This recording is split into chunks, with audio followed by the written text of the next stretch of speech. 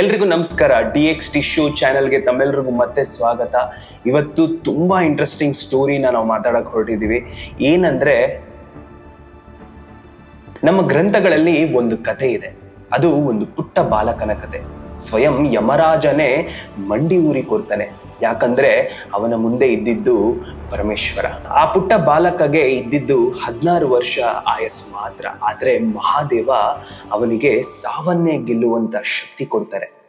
ಇದರಿಂದ ಅವನು ಮಹಾನ್ ಋಷಿಯಾಗಿ ತಯಾರಾಗ್ತಾನೆ. ಯಾವ ತರ ಶಕ್ತಿಶಾಲಿ ಆಗ್ತಾರೆ ಅಂದ್ರೆ, ದೇವಾನುದೇವತೆಗಳಾದ ಇಂದ್ರದೇವ, ಕಾಮದೇವರುಗಳೇ ಅವ್ರನ್ನ ಸೋಲ್ಸಕ್ಕಾಗ್ಲಿಲ್ಲ. ಆ ಮಹಾಜ್ಞಾನಿಗೆ ಇಂದ್ರಲೋಕದ ರಾಜ ಆಗೋ ಎಲ್ಲ ಅವಕಾಶಗಳಿತ್ತು. ಮಹಾವಿಷ್ಣುವಿನ ಆಂತರ್ಯದಲ್ಲಿ ಹೋಗಿ ಸಂಸಾರದಿಂದ ಮಹಾಪ್ರಳಯವನ್ನೇ ನೋಡಿದ ಮಹಾ ತಪಸ್ವಿ ಅವರೇ.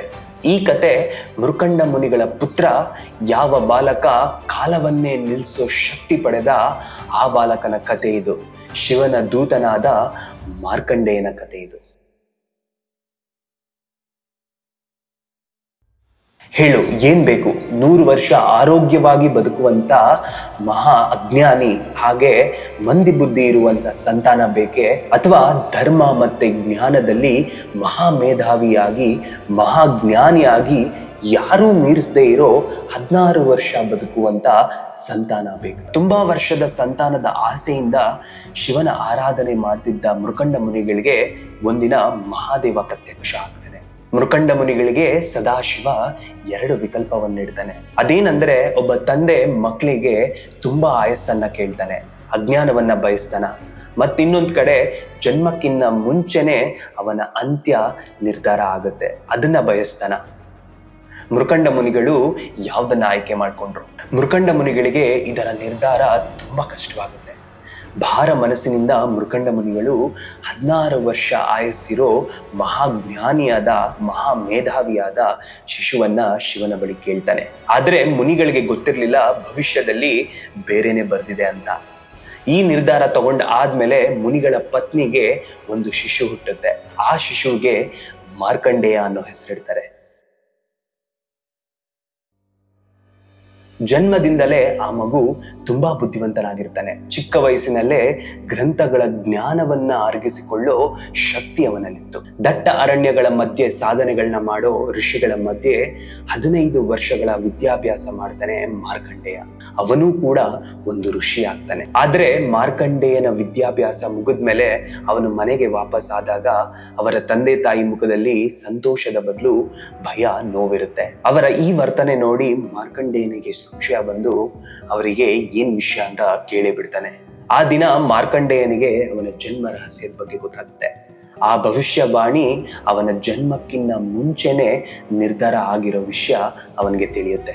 ಈ ವಿಷಯ ಕೇಳಿ ಒಂದು ಚೂರು ಗೊಂದಲ ಇಲ್ಲದೆ ಒಂದು ಮುಗುಳ್ನಗೆಯಲ್ಲಿ ಅವರ ತಂದೆ ತಾಯಿನ ನೋಡ್ತಾ ಅವರ ಹತ್ರ ಆಶೀರ್ವಾದ ತಗೊಂಡು ಮನೆಯಿಂದ ಹೊರ ನಡೀತಾನೆ ಮಾರ್ಕಂಡೇಯ. ಮಾರ್ಕಂಡೇಯ ಮನೆಯಿಂದ ಹೊರ ಬಂದಾದ್ಮೇಲೆ ಒಂದು ಜಾಗಕ್ಕೆ ಬಂದು ಅಲ್ಲಿ ಒಂದು ಶಿವಲಿಂಗವನ್ನ ಸ್ಥಾಪಿಸಿ ಯಾವಾಗ್ಲೂ ಒಂದು ಮಂತ್ರವನ್ನ ಜಪಿಸ್ತಿದ್ರು. ಅದೇ ನಾವುಗಳು ಇವಾಗ ಜಪಿಸೋ ಮಹಾಮೃತ್ಯುಂಜಯ ಮಂತ್ರ. 1 ವರ್ಷಗಳ ಘೋರ ತಪಸ್ಸನ್ನ ಮಾರ್ಕಂಡೇಯ ಮುಂದುವರಿಸ್ತಾನೆ. ಇನ್ನೇನು ಅವನ ಸಾವು ಸಮೀಪಕ್ಕೆ ಬಂದೇ ಬಿಡ್ತು. ಯಮಲೋಕದಿಂದ ದೈತ್ಯ ದೇಹ, ಕಪ್ಪು ಮುಖ ಇರೋ ಒಬ್ಬ ವ್ಯಕ್ತಿ ಮಾರ್ಕಂಡೇಯನ ಮುಂದೆ ಬಂದು ನಿಲ್ತಾರೆ. ಅವರೇ ಯಮದೂತರು. ಯಮದೂತರು ಮಾರ್ಕಂಡೇಯನ ಪ್ರಾಣ ತಗೊಂಡು ಹೋಗಿ ಬಂದಿರ್ತಾರೆ. ಅವರು ಅವನ ಪ್ರಾಣನ ತೆಗೆಯಕ್ಕೆ ಮುಂದೆ ಹೋದಾಗ ಯಾವುದೋ ಒಂದು ಶಕ್ತಿ ಮಾರ್ಕಂಡೇಯನ ಸುತ್ತ ತಿರುಗ್ತಾ ಇರುತ್ತೆ. ಆ ಶಕ್ತಿ ಅವರ ಪ್ರಾಣನ ತೆಗೊಂಡು ಹೋಗಕ್ಕೆ ಬಿಡೋದಿಲ್ಲ. ಆಗ ಸ್ವತಃ ಮೃತ್ಯು ದೇವತೆಯಾದ ಯಮರಾಜನೇ ಮಾರ್ಕಂಡೇಯನ ಪ್ರಾಣ ತಗೊಂಡು ಹೋಗೋದಕ್ಕೆ ತನ್ನ ಯಮಪಾಶವನ್ನ ತಗೊಂಡ್ ಬರ್ತಾರೆ. ಇಷ್ಟೆಲ್ಲ ಮಾರ್ಕಂಡೇಯನ ಮುಂದೆ ಆಗ್ತಿದ್ರು ಕೂಡ ಒಂಚೂರು ಅವನಿಗೆ ಅರಿವಿರ್ಲಿಲ್ಲ. ಅವನ ಜಪ ನಿಲ್ಲಿಲ್ಲ, ಅವನ ಕಣ್ಣುಗಳು ತೆಗೆದಿಲ್ಲ. ಆಗ ಯಮರಾಜ ಥಟ್ಟಂತ ಅವನ ಯಮಪಾಶವನ್ನ ಮಾರ್ಕಂಡೇಯನ ಕಡೆ ಎಸಿತಾರೆ. ಆ ಯಮಪಾಶ ಮಾರ್ಕಂಡೇಯನ ಜೊತೆಗೆ ಅವನು ಪೂಜೆ ಮಾಡ್ತಿದ್ದ ಲಿಂಗಕ್ಕೂ ಕೂಡ ಸುತ್ತಕೊಳ್ಳುತ್ತೆ. ಆ ಯಮಪಾಶ ಮಾರ್ಕಂಡೇಯ ಮತ್ತೆ ಆ ಲಿಂಗಕ್ಕೆ ಸುತ್ತಕೊಂಡಾಗ ಪ್ರಕೃತಿಯಲ್ಲಿ ಒಂದು ವಿಚಿತ್ರ ಘಟನೆಗಳು ನಡೆಯುತ್ತೆ. ಆಕಾಶದಲ್ಲಿ ಕಪ್ಪು ಮೋಡಗಳು ಸುತ್ತಕೊಳ್ಳುತ್ತೆ. ಸಿಡಿಲು ಗುಡುಗುಗಳ ಜೊತೆ ಯಮನ ಮುಂದೆ ಮಹಾದೇವ ಕೆಂಗಣ್ಣಿನಿಂದ ಬಂದು ನಿಂತ್ಕೊಂತಾನೆ. ಸದಾಶಿವ ಕ್ರೋಧದಿಂದ ಯಮನನ್ನ ನೋಡ್ತಾ ತನ್ನ ತ್ರಿಶೂಲನ ತಗೊಂಡು ಬೀಸೆ ಬಿಡ್ತಾರೆ. ಎಲ್ಲಾ ದೇವಾನುದೇವತೆಗಳು ಇದನ್ನ ನೋಡಿ ಆಶ್ಚರ್ಯರಾಗ್ತಾರೆ. ಒಂದು ಚಿಕ್ಕ ಮಗುವಿಗೋಸ್ಕರ ಮೃತ್ಯು ದೇವತೆಯನ್ನೇ ಸಂಹಾರ ಮಾಡ್ಬಿಟ್ರಲ್ಲ ಮಹಾದೇವ ಅಂತ. ದೇವಾನುದೇವತೆಗಳಿಗೆ ಈ ಪ್ರಶ್ನೆ ಕಾಡಾದ್ಮೇಲೆ ಜನ್ಮ ಮತ್ತೆ ಸಾವಿನ ಕೆಲಸಗಳು ನಿಂತೋಗುತ್ತೆ ಅಂತ ಹೇಳಿ ಪರಮೇಶ್ವರನಲ್ಲಿ ಪ್ರಾರ್ಥನೆ ಮಾಡ್ತಾರೆ. ಯಮರಾಜನ ತಪ್ಪುಗಳನ್ನ ಕ್ಷಮಿಸಿ ಅವನನ್ನ ಮತ್ತೆ ಜೀವಂತವಾಗಿ ಮಾಡಿ ಅಂತ ಎಲ್ಲಾ ದೇವತೆಗಳು ಕೇಳ್ಕೊಂತಾರೆ.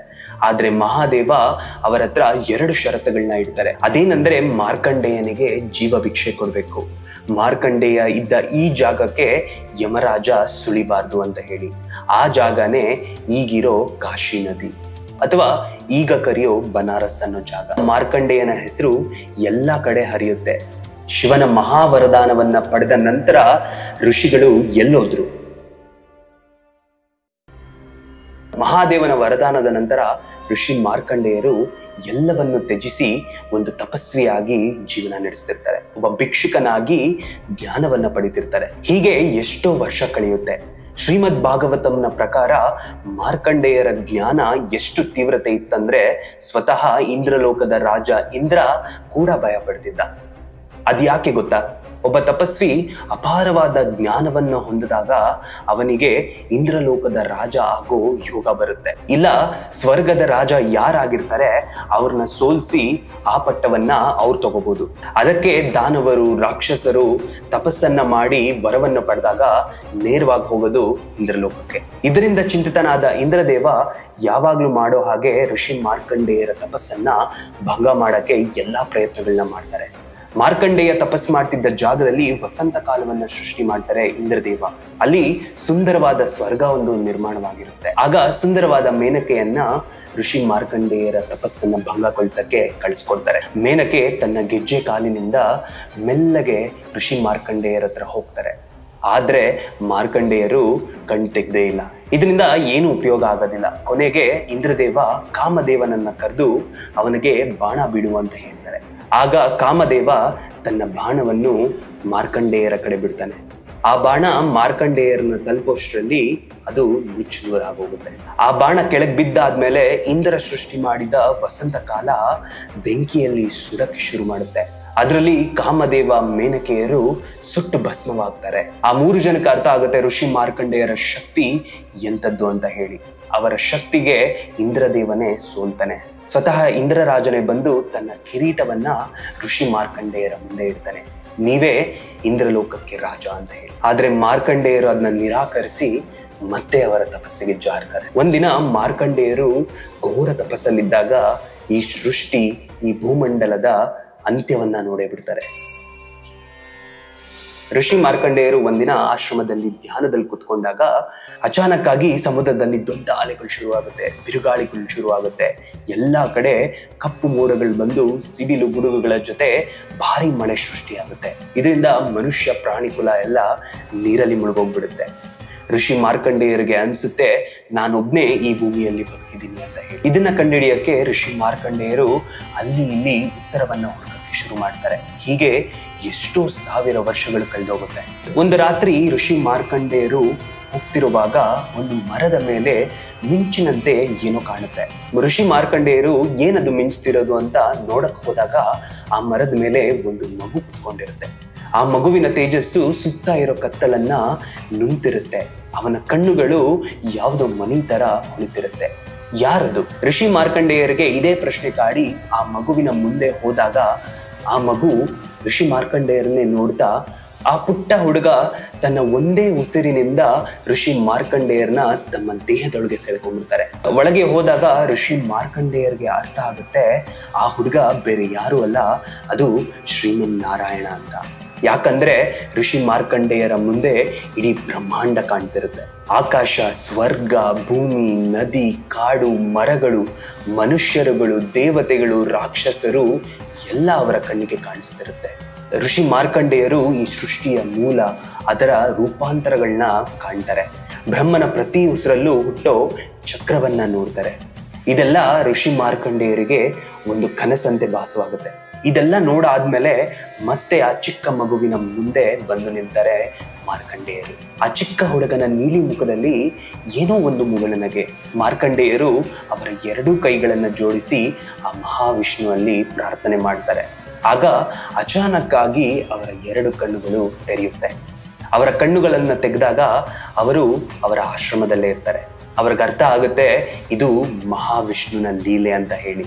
ಮಹಾವಿಷ್ಣು ಇಡೀ ಬ್ರಹ್ಮಾಂಡದ ರಹಸ್ಯವನ್ನ ಮಾರ್ಕಂಡೇಯರಿಗೆ ಧಾರೆ ಎರಿತಾರೆ. ಇದು ಮಾರ್ಕಂಡೇಯನ ಪುರಾಣದಲ್ಲಿದೆ. 18 ಮಹಾಪುರಾಣಗಳಲ್ಲಿ ಒಂದಾಗಿರದೆ ಮಾರ್ಕಂಡೇಯನ ಪುರಾಣ. ಧರ್ಮ ಮತ್ತೆ ಜ್ಞಾನದ ಕಥೆ ಇದು. ಜ್ಞಾನ ಅನ್ನೋದಿದ್ರೆ ಎಲ್ ಬೇಕಾದ್ರೂ ಪರಮಶಿವ ನಮ್ಮನ್ನ ಕರ್ಕೊಂಡು ಹೋಗ್ತಾನೆ. ಅದಕ್ಕೆ ಹೇಳೋದು ನಾಲೆಡ್ಜ್ ಇಸ್ ಪವರ್ ಅಂತ ಅಲ್ವಾ. ಈ ಶಕ್ತಿಯಿಂದ, ಈ ಜ್ಞಾನದಿಂದ ಮಾರ್ಕಂಡೇಯರು ಇನ್ನೂ ಜೀವಂತವಾಗಿ ಇದ್ದಾರೆ, ನಮ್ಮ ಸುತ್ತ ಓಡಾಡ್ತಾನೆ ಇದ್ದಾರೆ. ಅದಕ್ಕೆ ಅವರಿಗೆ 8ನೇ ಚಿರಂಜೀವಿ ಅಂತ ಹೇಳ್ತಾರೆ. ಎಷ್ಟೋ ಜ್ಞಾನಿಗಳು ಈಗಲೂ ಕೂಡ ಹಿಮಾಲಯ ಪರ್ವತದಲ್ಲಿ ಇನ್ನೂ ಇದ್ದಾರೆ ಅಂತ ಹೇಳ್ತಾರೆ. ಉದಾಹರಣೆಗೆ ಮಹಾವತಾರ ಬಾಬಾಜಿ ಕೂಡ ಇನ್ನೂ ಇದ್ದಾರೆ ಅಂತ ತುಂಬಾ ಜನರು ನಂಬ್ತಾರೆ. ಮಹಾವತಾರ್ ಬಾಬಾಜಿ ಯಾರು, ಅವರ ಕಥೆ ಏನು, ಇದರ ಕಂಪ್ಲೀಟ್ ಸ್ಟೋರಿ ನಾನು ಮುಂದಿನ ದಿನಗಳಲ್ಲಿ ನನ್ನ ಎಪಿಸೋಡ್ ಅಲ್ಲಿ ತರ್ತೀನಿ. ಸೊ ಅಲ್ಲಿವರೆಗೂ DXT ಶೋ ಚಾನೆಲ್ ನ ಸಬ್ಸ್ಕ್ರೈಬ್ ಮಾಡಿ, ಬೆಲ್ ಐಕಾನ್ ಒತ್ತಿ. ಹೆಸರು ದೀಕ್ಷಿತ್.